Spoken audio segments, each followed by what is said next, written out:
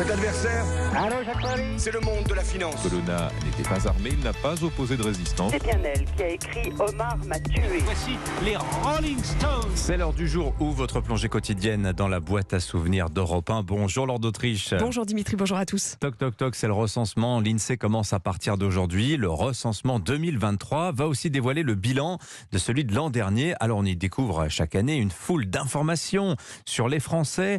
En 60 ans, Laure, la façon de recenser en France a bien évolué. Ah oui, exemple, en 1962 sur Europe numéro 1, cet agent des PTT a été chargé du recensement par le maire de son village. Il parcourt les rues pour compter chez eux les habitants et sur le pas de la porte leur pose cette question: où habitiez-vous le 1er janvier dernier ?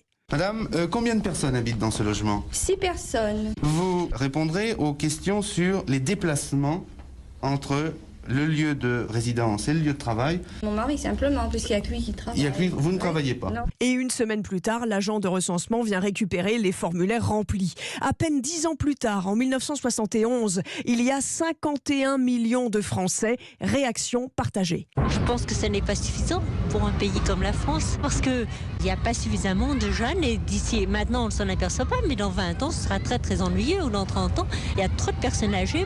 Ça sert à quoi ?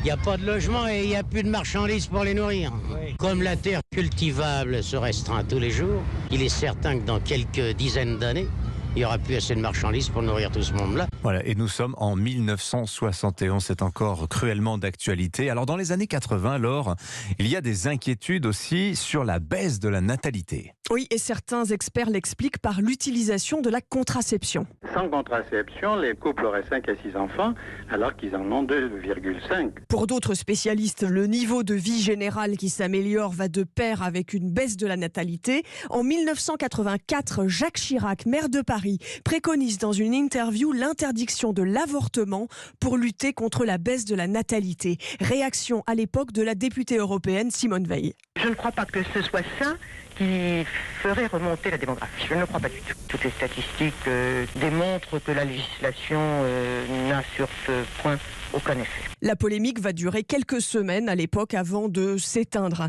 L'année dernière, en 2022, 350 000 bébés sont nés en France. C'est un peu plus qu'en 2021, année où les naissances ont été affectées par la pandémie de Covid-19. Merci Laure d'Autriche pour ce bain de mémoire grâce aux archives sonores d'Europe 1.